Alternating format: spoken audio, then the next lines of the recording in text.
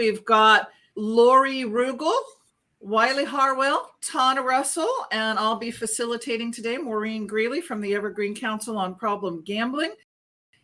Let's start by talking about an exciting new addition to advanced trainings that are available in our field. Tell me a little bit about this new training. What is it? What's it called? I think what's really important is to set the best practice standards.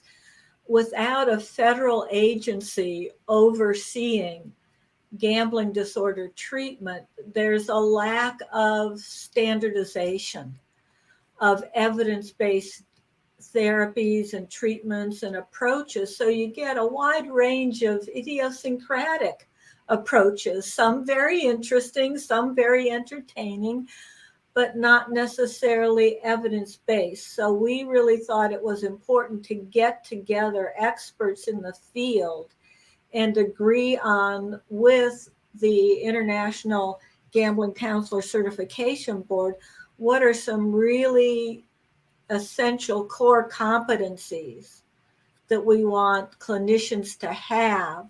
Is this training specifically for clinicians, or can a prevention specialist or someone else who is knowledgeable in the field but may not be a certified counselor, can they take this course? Who was it created for? This is really created to be a clinical training, to go hand in hand with the certification for clinicians. And we talked a lot about this, the pros and cons of making it.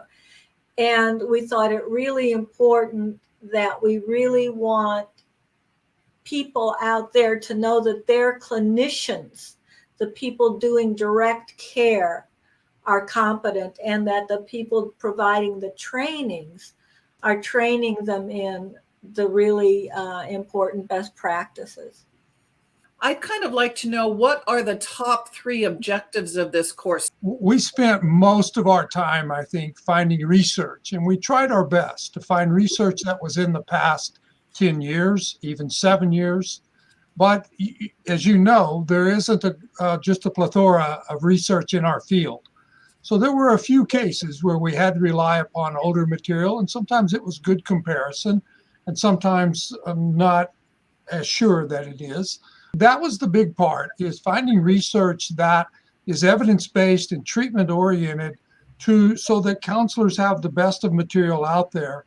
And I think the resource guide that we have that goes with the training gives people plenty of opportunity to dig deeper and to find extra material if they want, or just to supplement what they've already been doing. Let me just say, there is, empirical research-based evidence, but there's also a preponderance of clinical experience evidence. So it's taking the research and making it relevant, and taking the clinical experiential evidence and making sure it's appropriate. So we're training the trainers to know how to make those discriminations moving forward. We're trying to make it palatable to adult professionals working full work weeks. And so it's delivered over a length of time with some self-directed content, so they can at times go along in their own pace and also have the live training experience with good question and skill development with the trainers. I can't think of anybody better than Wiley and Lori to be able to help elevate trainers to be able to not only teach this, but one of the goals here is to create kind of a recipe book that people can take back to their states and customize. And they've built in ways to encourage people to include their regional information, their state certification information, their own case studies. And so they can really build this out to be something that is 100% relevant to their own audience.